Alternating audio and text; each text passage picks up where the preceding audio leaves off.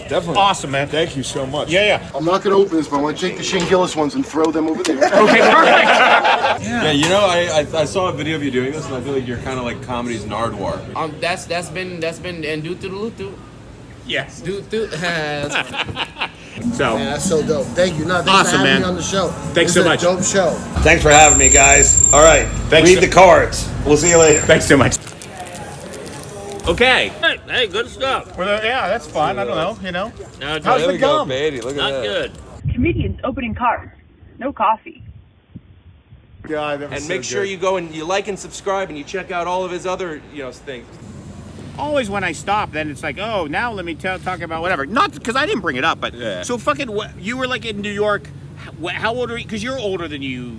Yeah, I'm 46. Right, and you would never guess it. and I I remember you didn't- telling me that yesterday. And I didn't start doing comedy till like my mid-40s as part of a midlife crisis. I wanted some, outlet Sure, outside but of pre-COVID, work. because there's so many post-COVID. Oh no, people. it was post-COVID Full- that I first started. Well, but what'd you say you are now? 46, And you started when? like mid-40s, so like 44. Oh, mid-40s. Yeah. I'm sorry. I didn't. But anyway, I was always Got a you. comedy fan and thought it was a cool thing. And so when I first moved to New York, I would go to see Comedy Cellar shows. Yeah, of course. And the first show I ever went to. Were they full then or no? Yeah, no. Okay, they were still busy then. What Yeah. year would that have been? Well, I mean, this was like 20 years ago, so Yeah.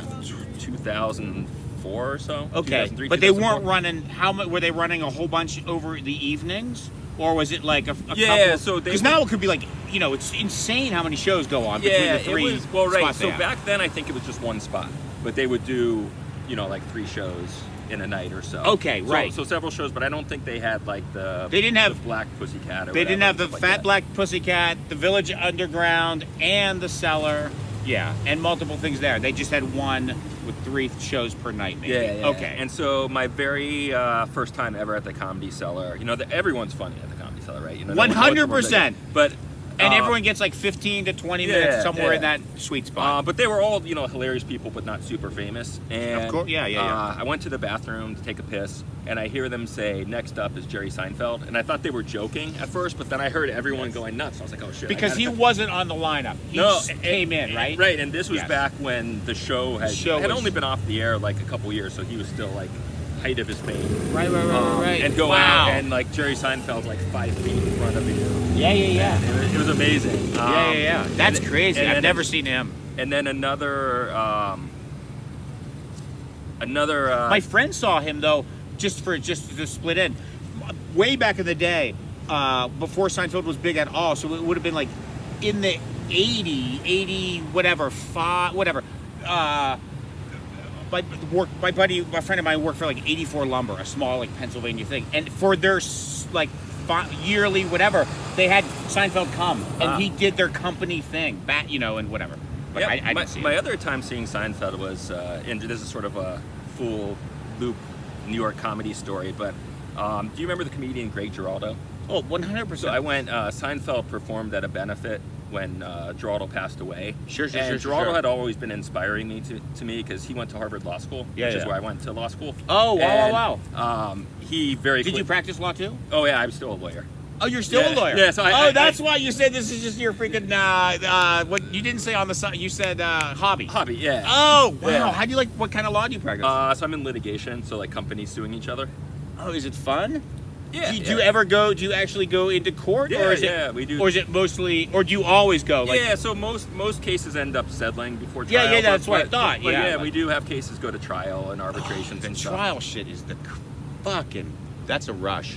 But so yeah, I saw Seinfeld perform at his benefit for the kids, and I don't know if you have run across to him, but Giraldo's son, Greg Giraldo Jr., is now like in the I've heard about the this. open Yeah, mic yeah, scene yeah, in New yeah, York. yeah, So yeah. I've run into him at open mics, and Oh, wow, I remember, yeah. I remember one of the early open mics I came to. I saw someone had written Greg Giraldo on the sign up sheet. Yeah. And I thought it was someone fucking around. Right. And it was his son, kid. and I was like, oh my god! I remember going to this benefit. We were. Giraldo was the fucking best. Yeah. Him destroying that Boston, or I guess it was actually from Worcester, dude on. Oh, Dennis Leary. Yeah. Yeah. That everyone know that Oh my God, putting him in his place was fucking so good. Yeah, he's like, oh, you're doing your homework. And so, like, what are we supposed to do? Like, And Geraldo, he was super inspiring. 'Cause I remember when I was in law school, there was this article that came out that was like, whatever happened to the Harvard lawyers, or who's killing all the Harvard lawyers, but was about how there's a bunch of people who go to law school and then decide to do something completely different. And that's what he did. He went to law school, and I think he quit after like 3 months. But going back to the Comedy Cellar, one of my other really early memories of it was seeing Dave Attell. Dave Attell. Still strong. Still, yes. I actually saw him the second to last night of Caroline's before it closed. Oh yeah, because he always, I think he did that for New Year's every year, and so he was the one to freaking close it up. Yeah. But he was a huge fan of Caroline's. But the one of the first times I went to the Comedy Cellar, I had a bunch of friends visiting New York. Sure. And so we went after a show and saw Dave Attell, out at the bar. Right. And we had always stayed up late watching the show he had back when we were in college. Yeah. And so we were like, oh my God, we got to drink with this guy. Right. Shots. And I'm sure, like, back then that happened to him all the time. But, that's almost why he had to kind of stop drinking, because it was like it's all constant. But he still smokes like there's no tomorrow. Yeah. Oh my God. And who else did I see back there? Colin Quinn. Colin Quinn is great. Which I had another full circle moment. We were talking about the. But you actually did shots with Dave. Did you just hang? How was he personable? Did he? He's very different than his on-stage persona, but he was a very nice guy. Very humble. Yeah. He doesn't like any compliments. He doesn't want to hear any of that shit. Yeah. You have to like give him his distance and just let him do whatever he wants, and it's just like, okay, you're the king. I'll just whatever you want, however this is supposed to go. It's up to you, man. Yeah, and look, I'm sure we were hammered, and I'm sure we were being the annoying but that was the thing. That's what he got from that show. Yeah. And that is still paying the bills for him today, because the people that come up to him, it's the thing that they remember. Yeah. I mean, he did Dave's old porn and stuff, and he obviously is a freaking comic genius, and he does the bumping mics with Jeff Ross and stuff. But it's that show that everyone growing up and seeing it that just freaking is like, oh, this guy, and then seeing some of his stuff and legendary stories of him just just controlling and just rocking that room. At a drop of a dime, any fucking night, he's gonna close that room. It's crazy. It's crazy. He's so fun to see. He's so fun to see. The other full circle moment. So I mentioned one of the first shows I ever went to see. Colin Quinn popped in at the Cellar, and I got a chance to meet Colin at the Vermont Comedy not Festival. on the list and stuff when he popped in. Yeah. Oh, you saw, because you did he was the headliner at the festival. He was the headliner, and we were staying at the same hotel. And so I came in to get breakfast one day, and he's sitting there with his opener. This guy. What's his name? Jeff Gurian. Do you know who that is? Gurian. He's got like a show where he interviews comics, but he's like a really cool, eccentric character. Well, he's got to be great if freaking Colin is. He was like a dentist for his whole career in New York. Interesting. And then started doing stand-up. Right. I don't think I know him. Yeah. But anyway, so I walk in and I hear Colin say to Jeff, like, hey, we should invite the kid to come eat with us. And they call me over, and I was like, first of all, Colin.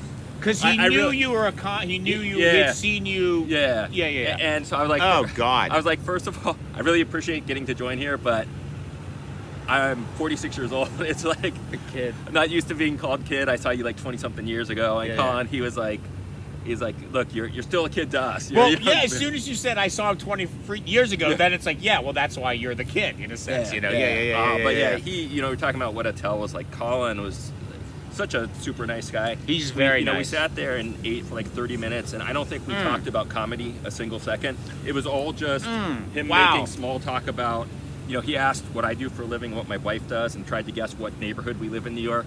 Based on he's like doing crowd work in a sense. Exactly. Like, okay, let me hone my skills and see how good I am one-on-one with that. That's great. He was like familiar with the building I live in and like knew gossip about the Congo because he knows board. he's like Mr. New York. Classic native New Yorker. Yes. So it was just like sitting down with an old friend, talking about the city and stuff. But then my favorite part of this, I mentioned that I'm just a hobbyist, and it's Sometimes it's with hard. comedy. Yeah, it's sometimes hard to think of yourself as a comedian when you just do it as a hobby. 100%. But when other people would come up, like fans, to see Colin, he's like, oh, and this is my fellow comedian Nate. And I was like, holy shit, Colin Quinn just called me a comedian. Oh my God, like, to that's these like- people.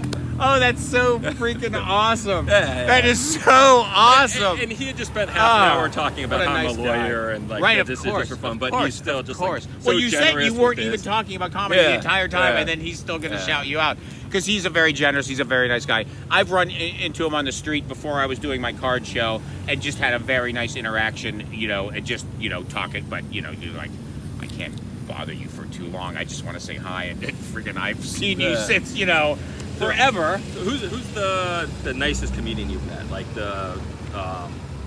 like when you talk to them off stage, they're just the most down to earth and coolest. 'Cause it seems like you've met a lot of them doing this. Well, I know I shouldn't make you pick a favorite. no, there's no. I mean, people are nice in their own way. Like, because everyone has their. It's all about it's all what they have to give time-wise when I'm interacting with them. Yeah. Because sometimes it's like they don't have the fucking time, and so I have to realize, they're doing other stuff. Maybe they're worrying about the set. Then freaking, some whack job is trying to interact with them with fucking cards. Yeah. Everyone has been very nice, and then I try to just be like if you're saying no to me, are you saying no to me? Like, if you never want to do this, totally cool, no, whatever, I'll never ask you again. But if you're just saying no right now, I will keep asking you. Yeah. So let me make sure we're on the same page. And that's happened with the Are You Garbage, one of the Are You Garbage guys. Okay. He, it was like, this is not the time. I'm like, okay, he's like, no, I'll do it. It just, and I've seen him a few times. Like Ari, he's like, I will totally do this. But it's just like, and it took 6 or 7 tries for it to be like, okay, now I have the time. Cypher Sounds, some people are so, Jeannie Garofalo, so generous with, hard to get a word in.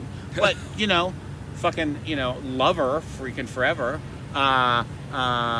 Norman always has time, but he's always in a hurry. Joe List is he's already got the thing booked. He's running out of the thing.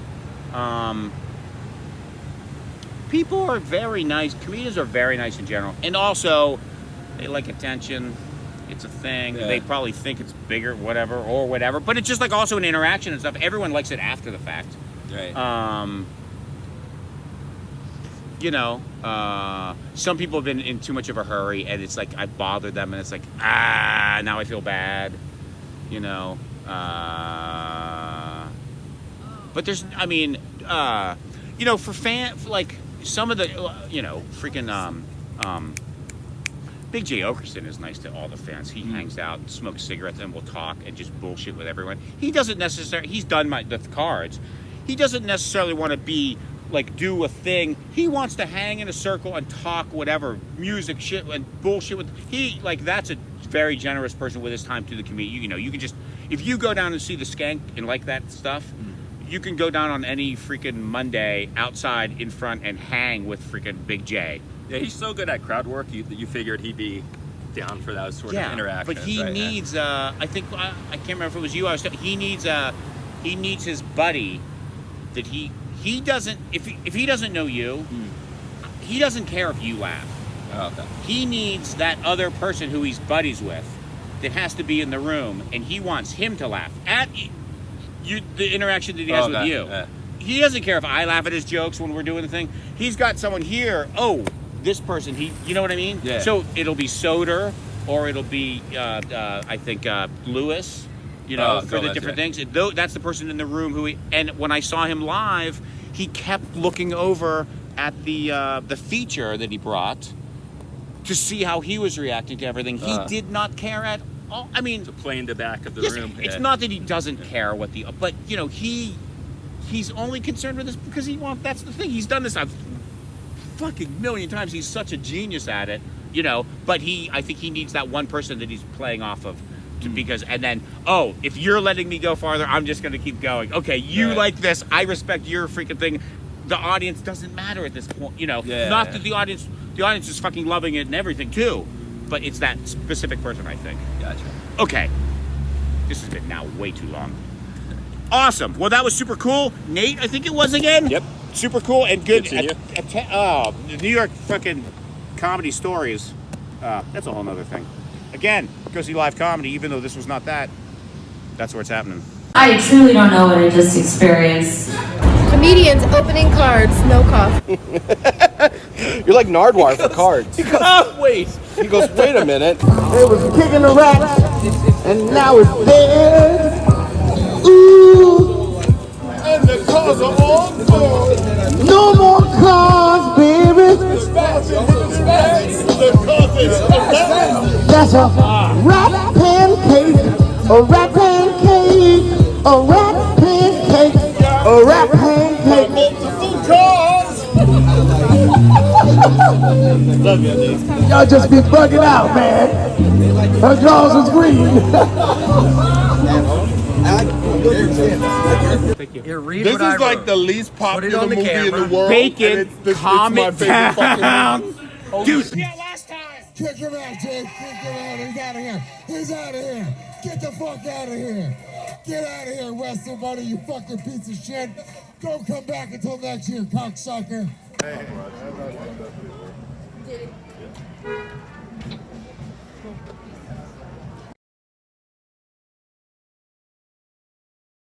Weird, your turn? I was Darkwing Duck. Darkwing Duck. Now that was the shit. That was great. Okay. Thanks again, Godfrey. Thanks. You're amazing. Really cool. Awesome.